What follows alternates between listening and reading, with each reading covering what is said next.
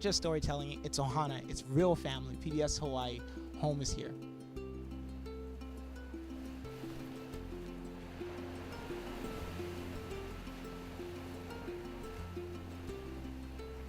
Local broadcasts of Insights on PBS Hawaiʻi are made possible by the support of viewers like you. Mahalo, and by Carl Smith Ball, providing legal services throughout Hawaii and the Pacific since 1857, making a positive difference in the communities where we live and work. The Department of Hawaiian Home Lands is tasked with getting Native Hawaiians onto homestead lots. The effort is slow, with some 29,000 beneficiaries on the wait list. The department received an historic $600 million in state monies 3 years ago and asked for another $600 million this year, but was denied by the legislature. We'll find out what the next steps are for the Department of Hawaiian Home Lands. Tonight's live broadcast and live stream of Insights on PBS Hawaiʻi start now.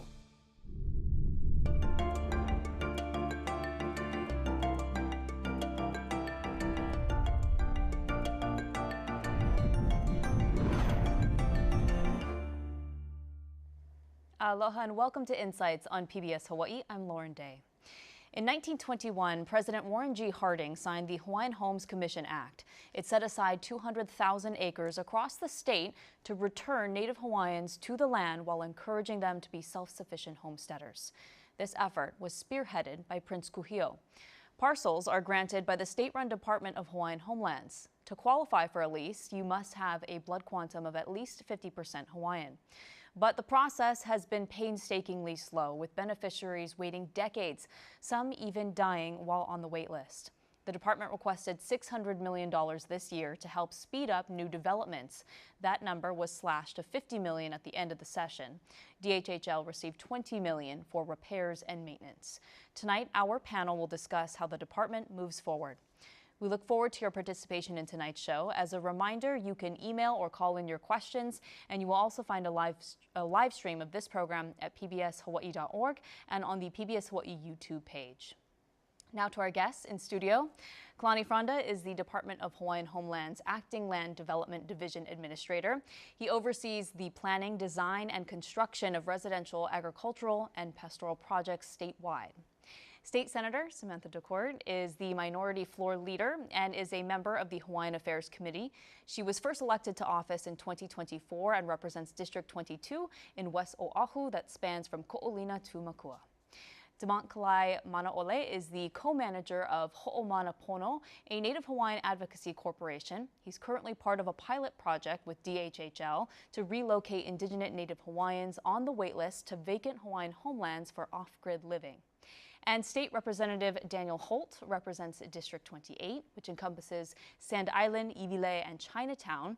He was first elected to the House in 2016 and is the co-chair of the House of Representatives Native Hawaiian Affairs Caucus. Thank you all so much for being here for the next hour. Mont, I want to start with you. Can you tell us when you first got on the Hawaiian Homelands waitlist, and what would it mean to you if you were given a lease, a home through the Department of Hawaiian Homelands?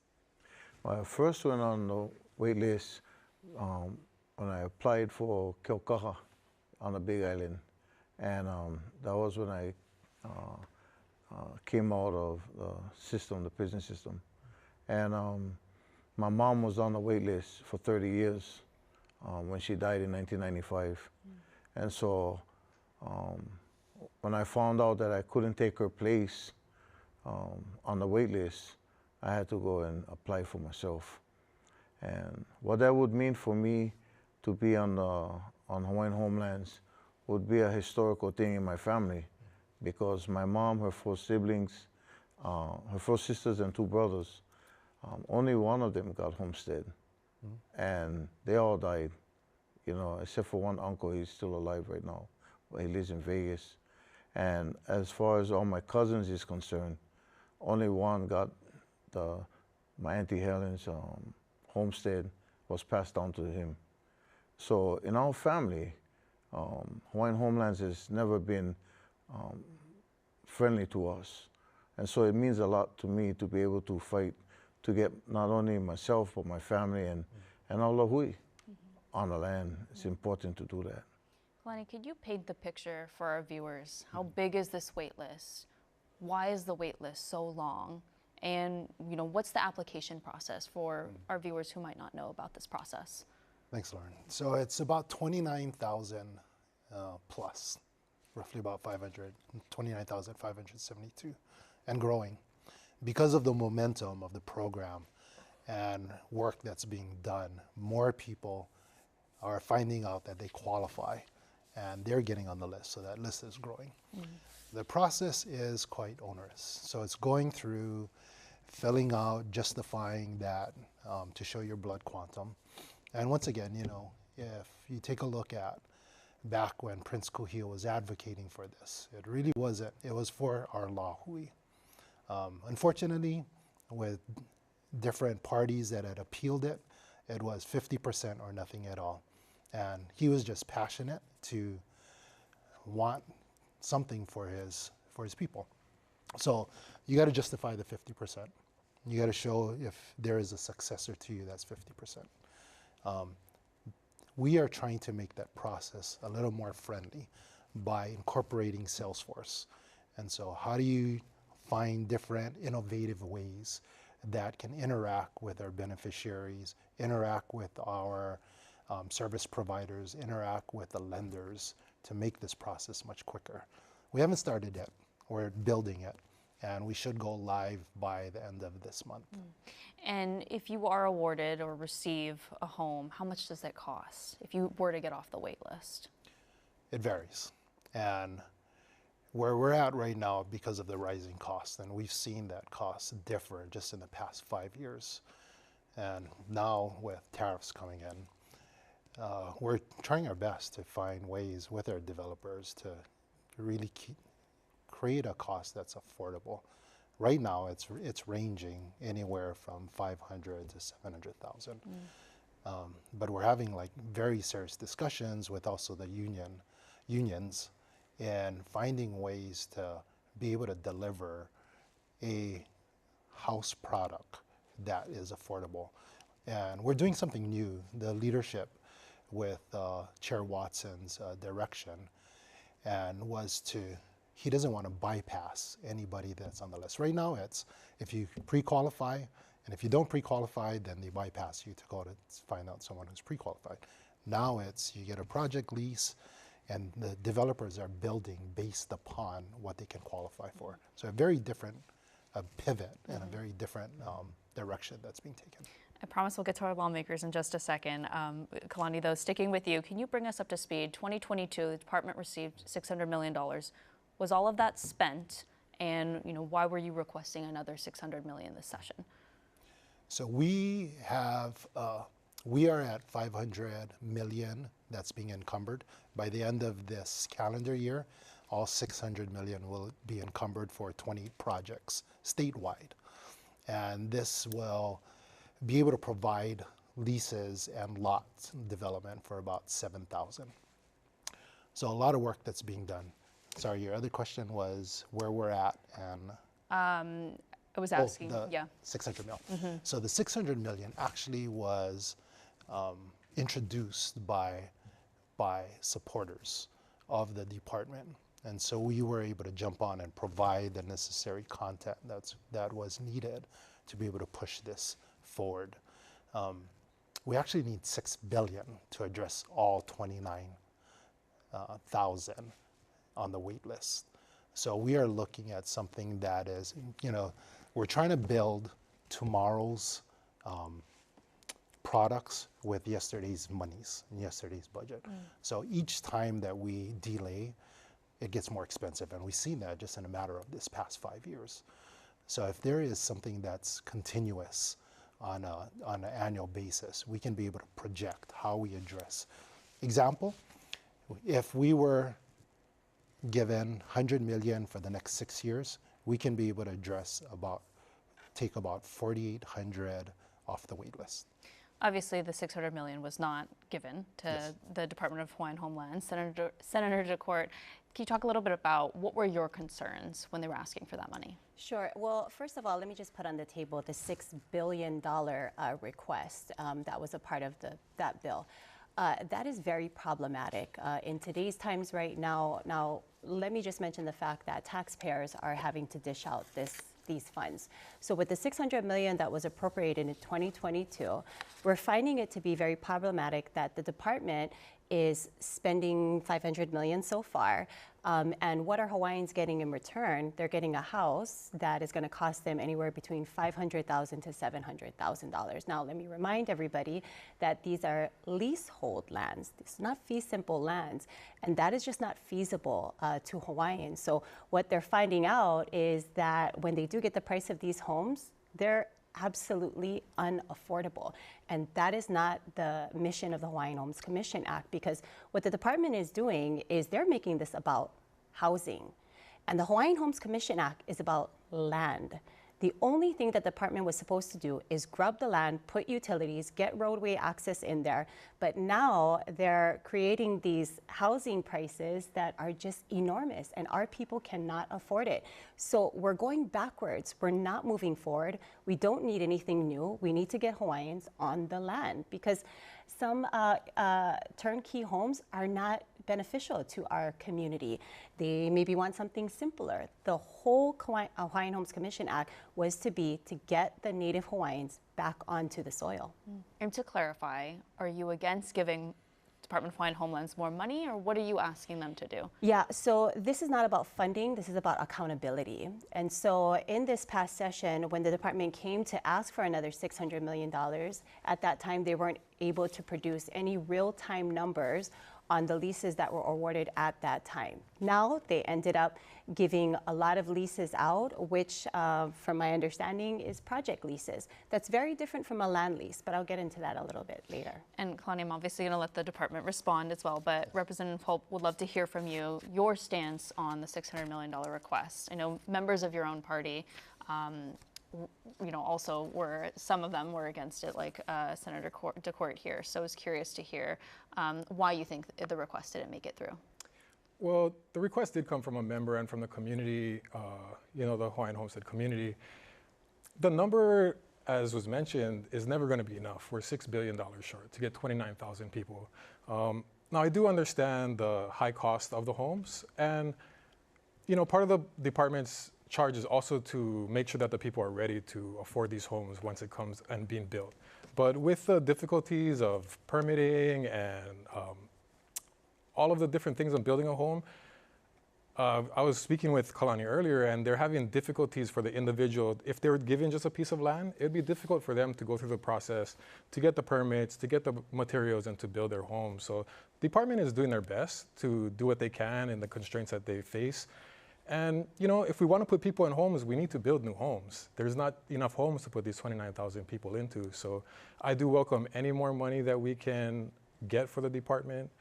We do need to be creative. The one-time $600 million big, it's not going to happen again. We need a dedicated source of funding, some way to get a continual source. Like Kalani mentioned, if they had $100 million every year, they could plan out into the future and make sure that we have homes built. But I am in very much support of the department and appreciate all the work that they've been doing. Kalani, I do want to give you an opportunity to respond to what Samantha said here. Thank you for that, Senator DeCorte. We've been spending monies, as she had mentioned, encumbered monies for the purpose of building infrastructure. When I grew up in Manaole, I was wondering what that big tank was that water tank was on the mountain. I didn't realize that the department actually needs to build the entire water system, wastewater system, roadways, etc., infrastructure, so our beneficiaries can actually access the property. We are working with different sources of funding to be able to find ways to bring costs down. And we're also working with, the new direction once again was working with our service providers to evaluate who the beneficiaries are. Some of them can't afford anything because they don't make enough money. So we work with them in a different program. And some of them can afford, but they only make 80% AMI. So they can be able to not build a house because they don't have the capacity, so we help them build it, and they use a certain type of financing. So there's so many options that are out there, and we're trying to provide those options for all of our beneficiaries. Senator DeCorte, anything you want to chime in on? Yeah, I think it's important also for the department to recognize their lack of generating revenue into the department, because if the department can't generate its own revenue to continue to build homes for Hawaiians, they're always going to come back and continue to ask the Ledge for more money, and that is just unrealistic. And so right now the department is leasing commercial property on DHHL lands that are not charging market rent. So again, there's a few approaches to this. Number one is DHHL actually using the $600 million to put Hawaiians into homes, and then also what are they doing to generate the revenue? They can't come back and continue to ask taxpayer to keep paying for the homes when they're sitting on prime land over here in Mapunapuna, in Kalailoa, and this is in very rich commercial lands that they can continue to generate revenue. So it's got to be its own independent department at some point to generate its own revenue, because $6 billion, I mean, I don't know if they're ever going to see that. That is just very enormous. We have a lot of viewer questions already. They're coming in quick, so if you don't mind, I do have some other questions I want to ask, but let's get to some of our viewer questions. I'll throw this one out, and then I think this one might best be for Kalani here to answer, but anyone can answer if you feel you want to chime in. Ron from New Valley is asking, Hawaiian Homes have land that they have a contractor build on. Why can't they just give people the land and let the people build in their own homes that are approved by Hawaiian Home Lands? So we've identified different places that we've gone in with infrastructure, built out the infrastructure, did the subdivision. And for example, this Saturday, I'm going to Kauai. We're issuing out about 15 lots that are there. It's remnants of what was built some time ago in Pilani Maikekai. And so these 15 that will be selecting lots will be building their own homes. Of course, we've provided partnerships. Some of our partners and service providers are walking them through the process. So we know that at least they have someone by their side to be able to walk with them and help them build this house and occupy it and be able to afford something that they could afford. This question maybe our lawmakers over here on my right can chime in on. This is a viewer who emailed in, if funding is a huge need for DHHL and Native Hawaiians, how does cutting the $600 million help now Hawaiians get less? You know, it's not specifically directed to the lawmakers, but maybe the two of you could chime in on your stance on that and how we can still help our Native Hawaiians moving forward. Yeah, again, to me, this is not about the desire to withhold money from the department. It is about accountability. And so just as we would keep any department accountable on taxpayer funds, it's no different for the Department of Hawaiian Home Lands. But again, there's a lot of key factors that we're not taking into consideration. The department generating its own revenue. If they continue to keep coming back to the legislature to ask for more money, it's not responsible on their part that they're managing this huge entity and they're not accepting the revenue, or they're not collecting the revenue to put back in the trust. Now, the trust is specifically run by the beneficiaries, not the department.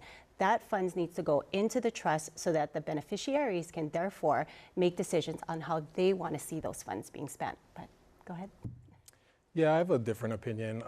I feel like they're being very accountable. We have a working group in the House, and we've been having meetings periodically to make sure that they've been encumbering the money. We've extended their lapse date just to make sure that the funds are being spent.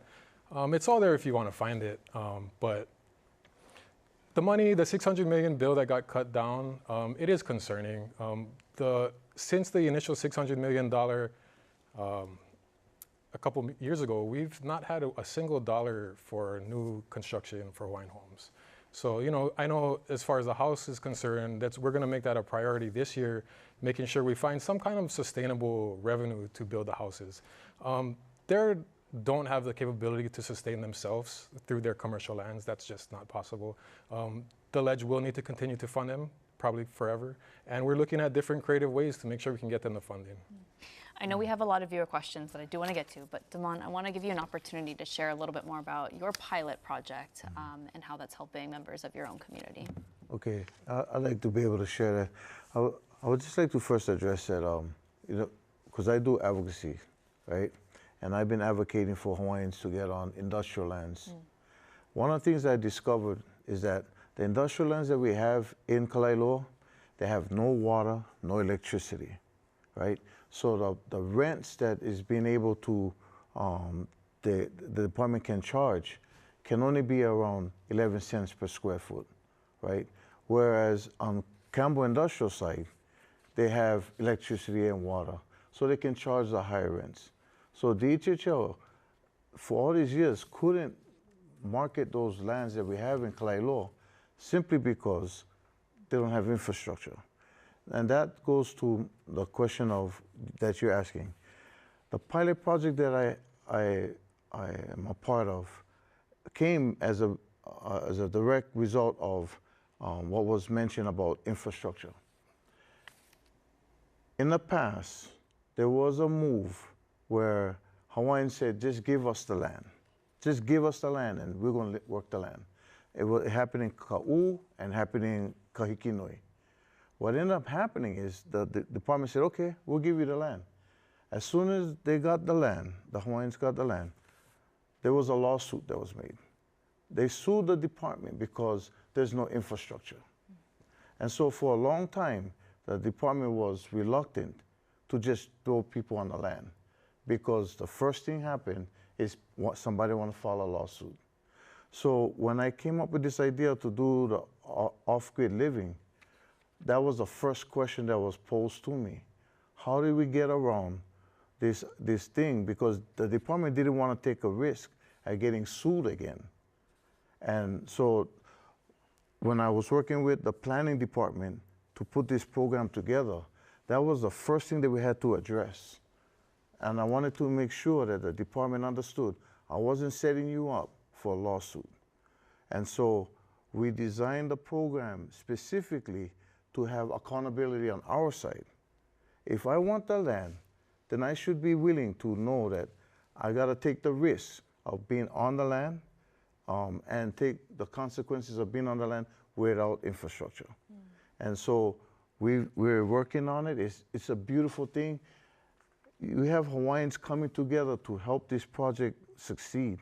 I have small Native Hawaiian companies that has now come in with their trucks and their workers and whatnot and putting it together.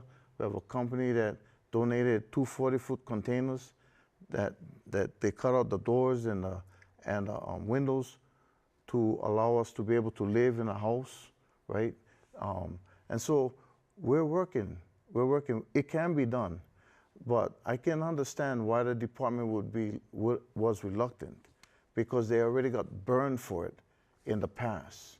You know, so to think that we can just throw Kanaka on the Aina, I'm all for that. I want us to be on the land. Unfortunately, we live in a litigious society, and any opportunity people get to try to litigate, that will end up wasting more resources, money that DHHL has to defend those cases. Yeah. Obviously, we have a lot of engaged viewers. Kalani, you wanted to add on to that? I just wanted to add some light to this, and his birthday is coming up. What is exciting about what's going to happen on this land? So Saturday, the 2 40-foot containers is going to be donated and put on the land.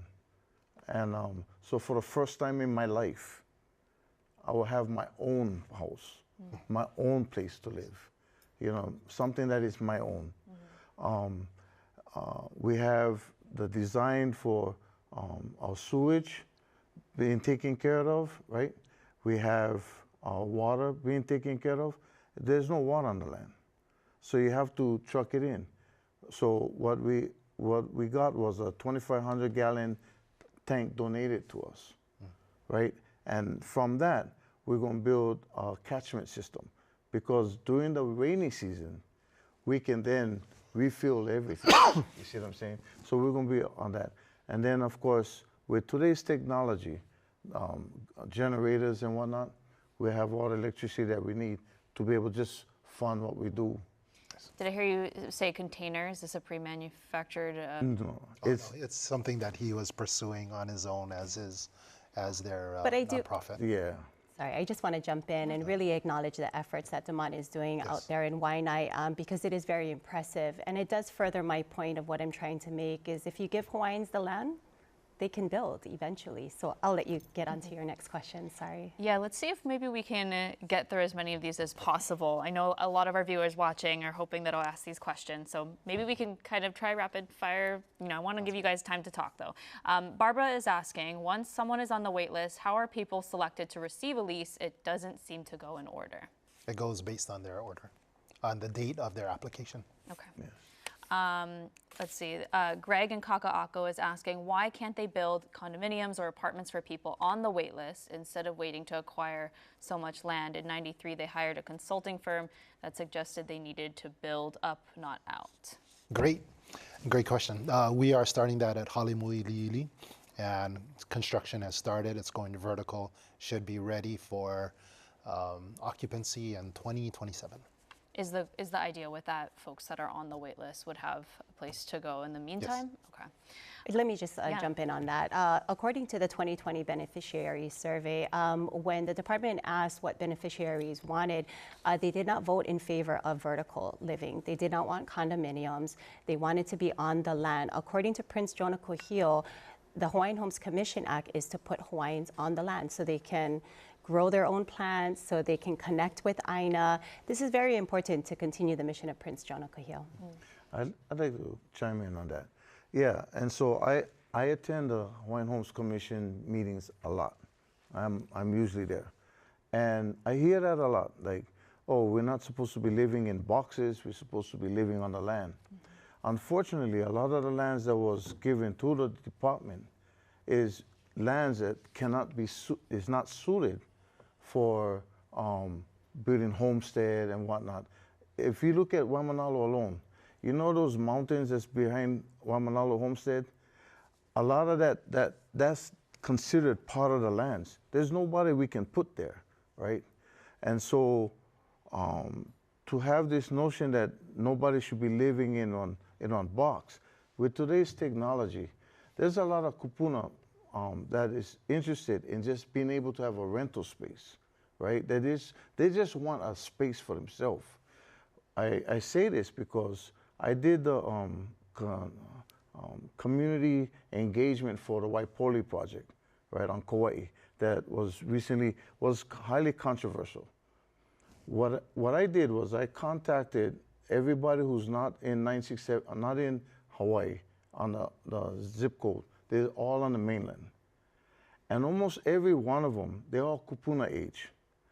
And they admit that when they were 20 and 30, they wanted land. But now that they're in their 60s and 70s, they just want a little spot for themselves. Mm-hmm. And that's why the Waipoli project was appealing to them. Mm-hmm. And what's best about that is that they wanted to just come home. The sad thing about it, when I contacted them, a lot of them had 808 numbers. They kept their 808 numbers, and I asked them, why do you do that? They said, because that's the only thing left for them to hold on to on the continent. And they just wanted to be able to come home, and when they holler on the land.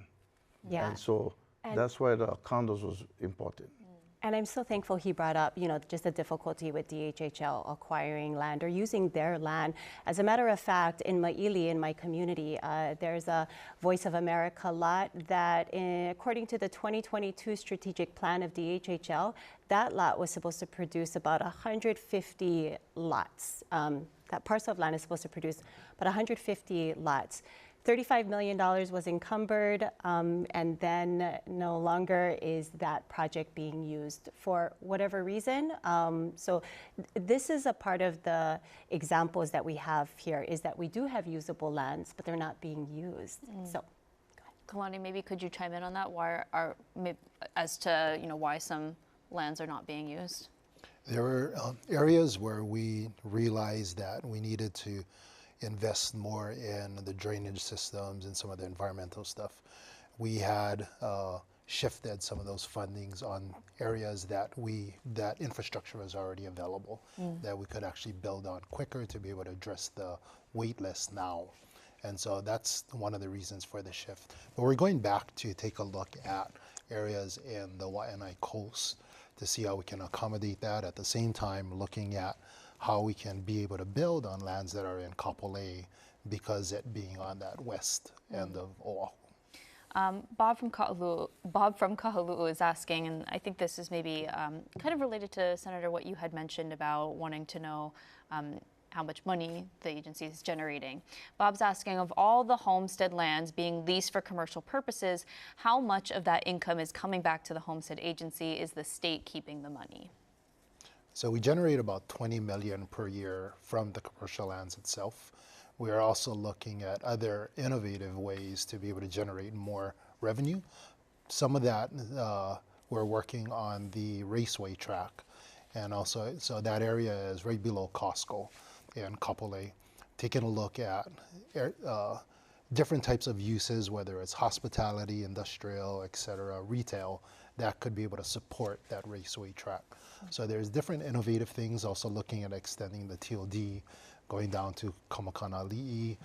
And so there's, you know, I do agree with Senator that there are different ways that we can be able to generate more revenue. We're looking into that. We have some, you know, we have some shopping centers where we have ground leases, whether it's in Kapalama and Hilo, also in Kapolei, that actually generates revenue. So roughly about 20 million per year is generated. John from Hawaii Kai is asking, speaking of innovation, and I think this might be something that everybody will want to chime in on. We have a couple of related questions or comments on the same topic.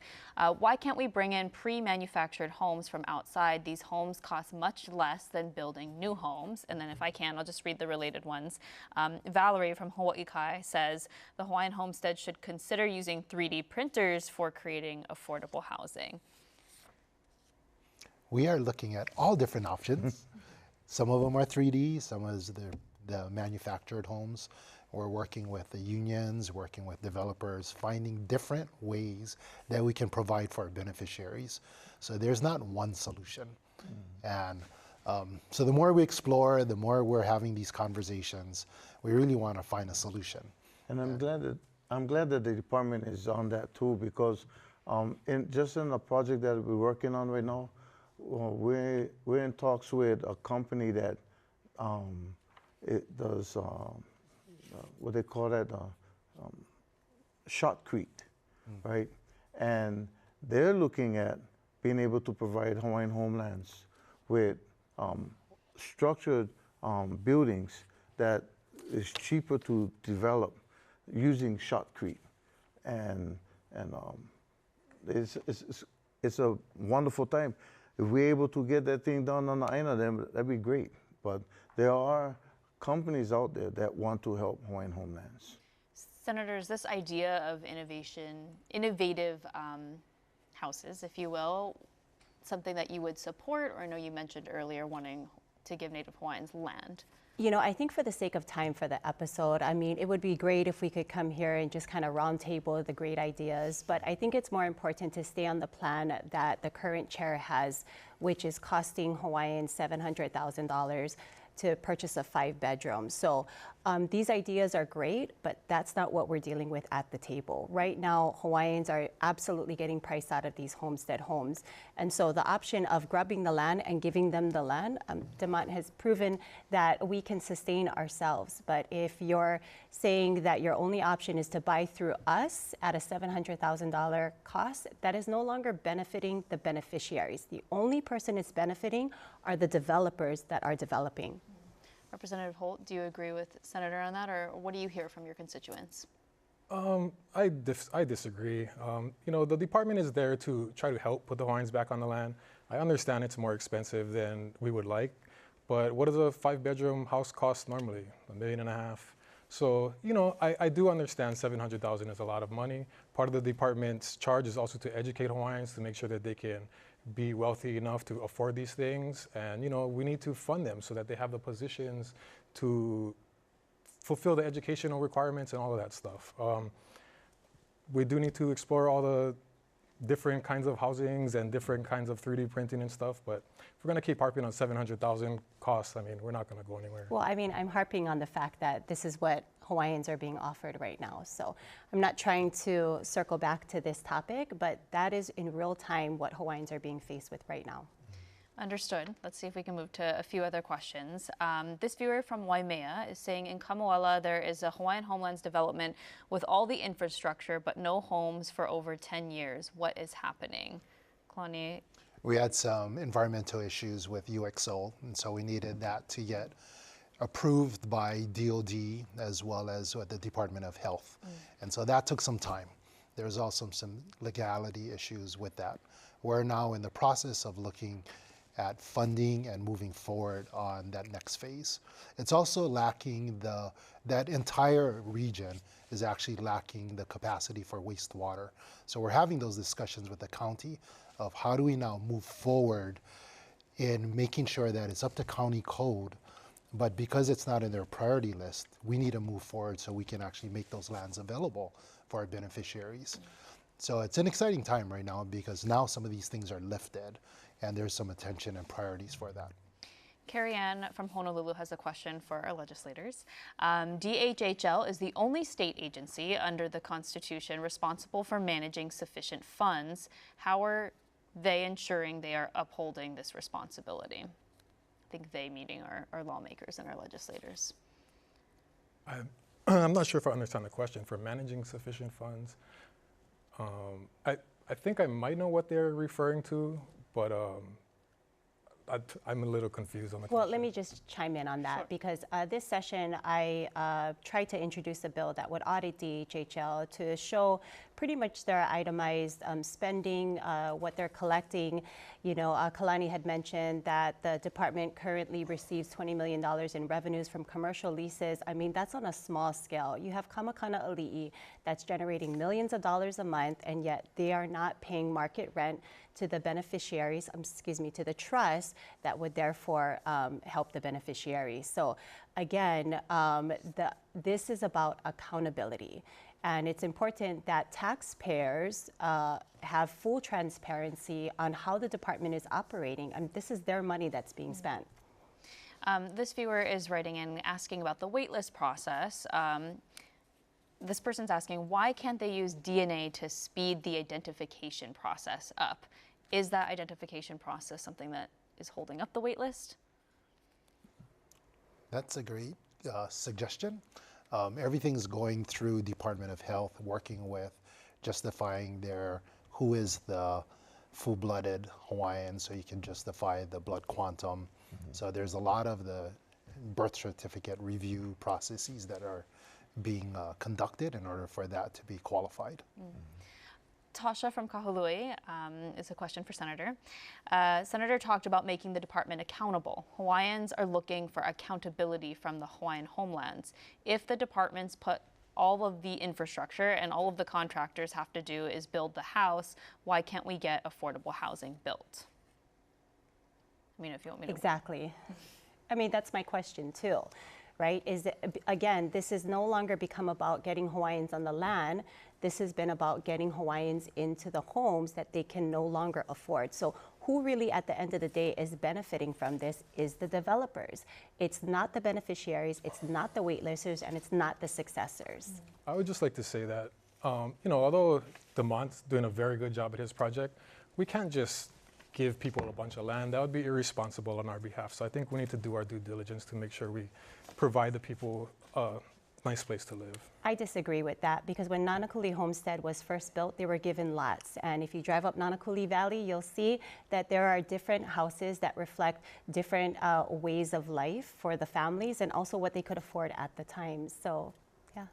Lauren, can I just say for a new direction, once again, we are moving forward with the project leases, identifying what they can afford, building based upon what they can afford. So right now we're kind of at the tail end of the old regime and trying to make that work, get them in there right now, and at the same time build infrastructure and work with the developers. But our developers now have to build based upon what these beneficiaries can afford and what these lessees can afford. And I would like to add one thing. What I see now that I haven't seen in years is that now, in this administration, this commission, got to remember, everything got to run through the commission. The department can have all the plans that they want, but if the commission doesn't approve it, it's not going to go. What we have now is a melding of understanding of catering everything to the trust beneficiaries rather than to the list. That was the problem in the past. Everything was, oh, the list, right? But now the department is saying, wait a minute, it's about the people. And then the commission is saying, yes, it's about getting our people on the land, right? So now they're working together to do that. So look what we have now.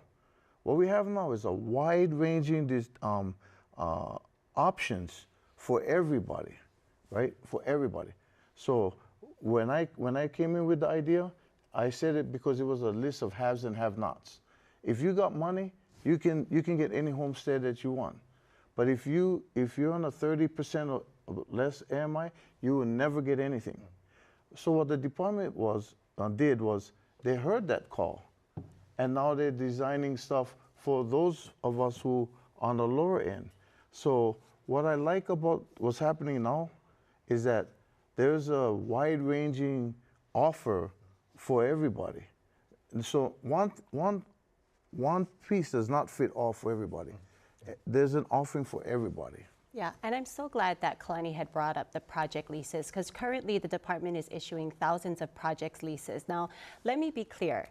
These are not land leases. These are project leases. So for yourself and maybe your viewers at home that don't understand the difference, a project lease isn't necessarily tied to a TMK number. A land lease is. So these project leases are being awarded by the thousands in the hopes that they will get a land lease eventually. And so this is pretty much repeating history, because the reason that I know these project leases, they're just not going to work, because 2020, in 2003, when Mike Akane was the chair, he proposed, at the time, it was called paper leases. Fast forward 20 years now, and now it's called project leases. What is the difference? There is no difference. There's no TMKs on these leases. And so what's going to end up happening is people feel like they're getting an actual lease, but it's not. It's a paper lease. And so for yourself and for your viewers at home, you know, if you want to do the research, get out your smart device, get out your laptops, open Google, go ahead and research Mike Akane paper leases, DHHL, and you will see 20 years ago that was a failure. Now fast forward until now, and this will continue to be a failure. I disagree. I gotta share this. What's different today, I know, because I was at the legislature advocating for it. The reason why they're doing the project lease now is not what Mike Akane proposed. What the purpose of this project leases is for is to allow everyone who has them now. Say a kupuna just got it. Like I deal with about a bunch of kupunas who recently got theirs in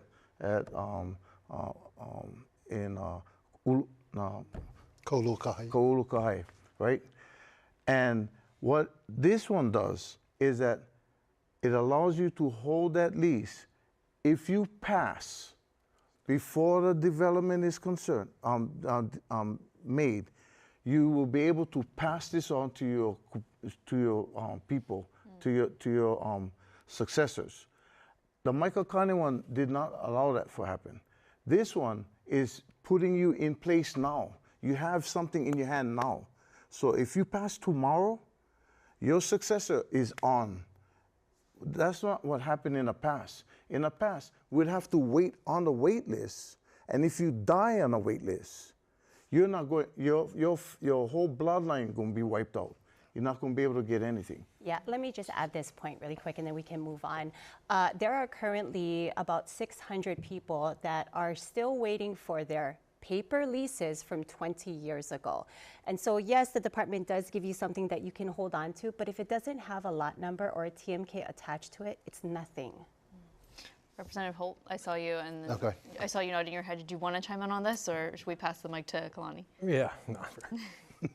Kalani, go ahead. So two things. We are addressing the UIs that was generated some time ago. UIs are undivided interest. And the for viewers undivided at home. interests are the paper leases. And so we're addressing how do we accommodate them. They also need to take a step into it and say, I want to be able to occupy somewhere. So we're trying to walk with them, go through the financial assessments, figure out what they can afford. Once again, we're building very different is now we have a captured audience. The developers now in this new approach really has to find out what can these people with project leases have, what can they afford, and that's the way they're building. The big difference is we built before, and if you can qualify, then you can be able to occupy someplace. Now it's, what do you qualify? We'll build it based upon that. So very different In your approach. calculations, when receiving these project leases information and the surveys that you're doing, are you finding that people can afford $700,000? So that once again, I think you missed the point. The point is that we're building based upon what they can afford. And what we're finding, and good example, Puhona, the entire area that we went out for awards was, they pre-qualified. I watched a line of 20 people waiting in line. I went up to them, I said, so I know you got awarded a lot. You got your pre-qualification? Yep, I got it for 700,000. I got it for 700,000. I'm ready because my family's ready. We've been waiting for a long time. So there are some that qualify. However, it's the ones that don't. How do we be able to help them? Right. And agreeing, we take a look at the cost of building. Representative Holt mentioned it, is like the cost of building now is so expensive. How do we find innovative ways to be able to bring that cost down? And I don't think anyone's disagreeing that there are many folks that cannot afford the $700,000. I will just read this viewer's comment. Obviously not going to get to everybody. There's a lot of viewer engagement, but this viewer just chimed in and said $700,000 is cheaper than $1.2 million. As a Native Hawaiian still on the list, I would pay $700,000 for a DHHL home. I want to get to a few more questions if we can with the last few minutes here.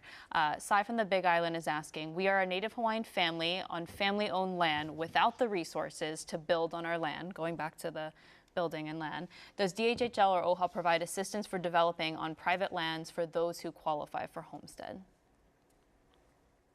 He's asking about resources for developing on private lands for those who would qualify for homestead. So based on the Homestead Act, we are not able to, I'm not sure if OHA is, that might be a possibility with some of the programs that they have.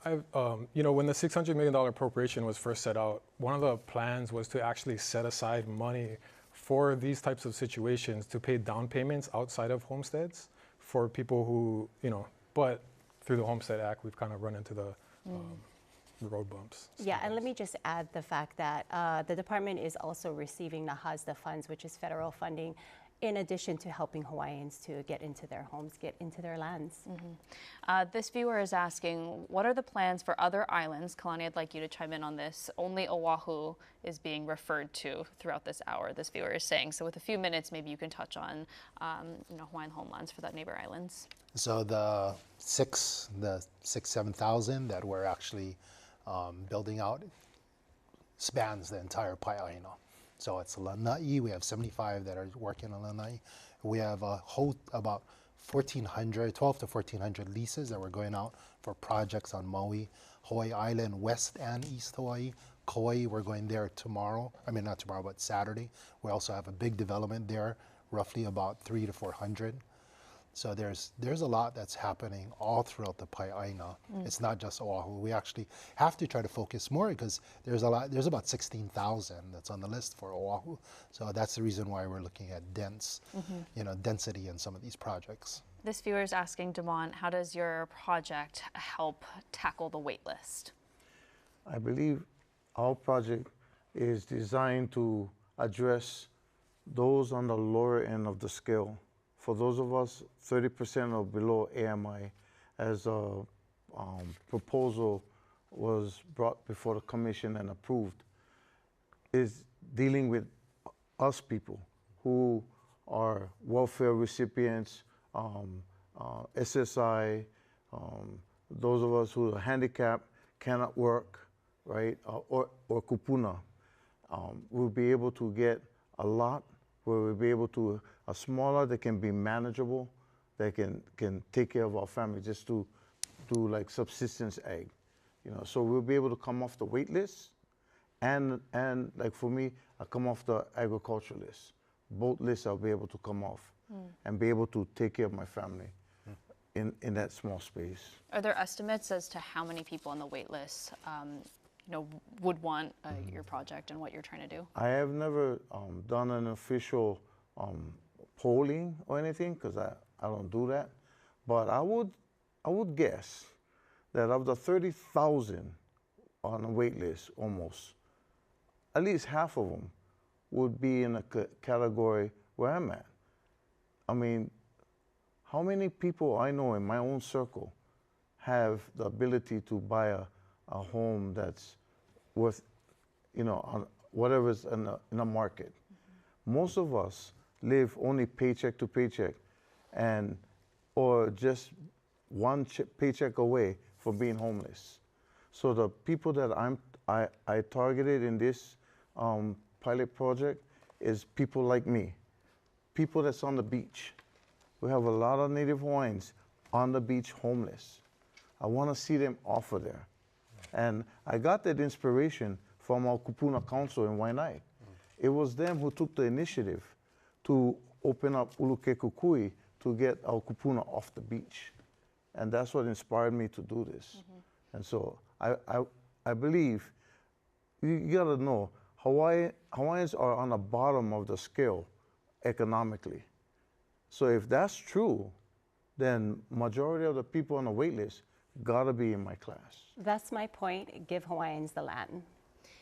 Senator, I'll toss the last final thoughts for you. I want to give everybody a chance to do a quick final thought. We only have 5 minutes left. I know, obviously, your community, your constituents are very passionate about it, clearly, from all the viewer engagement. Any final thoughts that you would want to say to those on the wait list who are very frustrated? I resonate with them. This is why I continue to keep the department accountable with these questions and making sure we have full transparency. But because my district, it makes up the largest Native Hawaiian homestead population in the world. So it's very important that I ask these tough questions to ensure, number one, that our beneficiaries are being represented, and number two, that our taxpayer funds are being accounted for. Right now, I just don't see that. And so I would love to continue to work with the department so that there can be full transparency. But the goal is to get Hawaiians on to the land. Act 279, it says it in the bill, the purpose is to create a multi-pronged approach in reducing its wait list, not build rentals, not build condos, not, just frivolously, but to reduce its wait list. So I'll leave it there. And I do appreciate, I have to say, everyone being respectful with disagreements. That's why we have these, forums of conversation. Representative Holt, any last thoughts you'd want to share? Yeah, I just really want to commend the department. The department has done such a great job in the last few years since Chair Watson has come on. Being around for a little while, seeing the inaction of the past, we don't need to bring up the things that have happened 20 years ago. We're moving forward. We're being innovative and creative, and making sure that our Hawaiians are comfortable living here. Making sure that they can come back from the mainland, and making sure that they don't have to live on the beach. There's always going to be issues, nothing goes perfect all the time. There's going to be hiccups, but it's important for us to understand that the department is doing their job, and we need to get them more funding. I'm going to keep harping on the funding, on getting them more money, because they need to build the homes for the people to get in. We've got to be creative with how to get them the money, but that's our job at the legislature, and it's his job to build a home. So I think we're on a right path. I mean, in the last few years, they're on pace to build 7,000, 8,000 homes. And in the last, I think there's only about 12,000 homes built since 1920. So, putting that in perspective, we're on a good pace right now. And if we get the funding to keep going, we'll do great. Being innovative is not taking a plan that's failed 20 years ago and duplicating it here today. I'll give the last final 2 minutes to Kalani here. Anything you want to say to those on the wait list who are frustrated, who've been waiting decades? As far as what the department is doing to try and move us forward. Obviously, we're not going to solve it in this hour conversation. I want to say, don't stop hoping. And I say that because there are people that have been waiting a long time, and I've seen them walk in, receive a lease, pass it on to their grandchild, and that grandchild now has an opportunity to have an option to live on the Aina instead of moving to Vegas, because they were a month away from moving their family of 5 there. And now they're excited to be able to move in within the next couple of months in Maui. I just want to say that it takes a village, and it really takes a lot of pilina, a lot of collaboration. I say mahalo to all of the elected officials that have been working with us, the federal government, the state government, different agencies, all the counties that have been stepping up to find out ways to partner with us to address affordable housing. And also to just say that there's been partnerships all around with the Ali'i Trust. So don't give up hope. You know, everybody's coming together. It's actually a great time right now because they realize that there's a need, and many different hands are coming together to be able to address that. So once again, don't give up hope. I want to say prayer is powerful. Keep up the pule. And you know, I want to just kind of mention a Bible verse. It says, "Ask and it shall be given, seek and ye shall find, knock and it shall be open unto you." Well, we are asking, we are seeking, and we are knocking.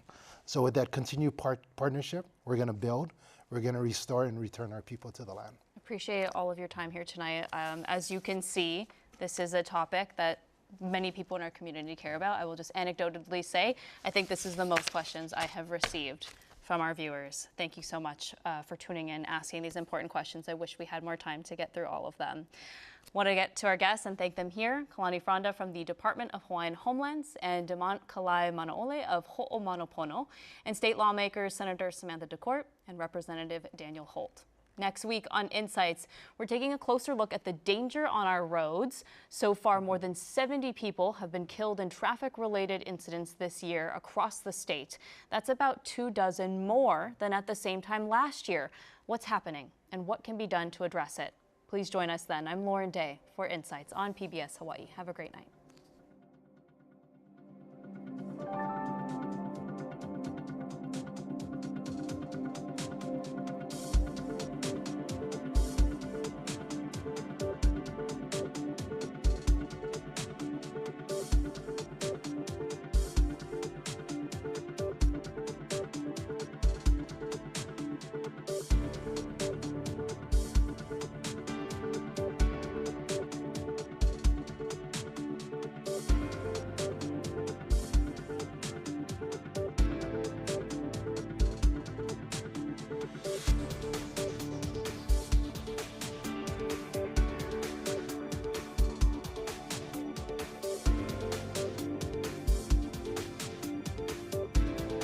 Local broadcasts of Inside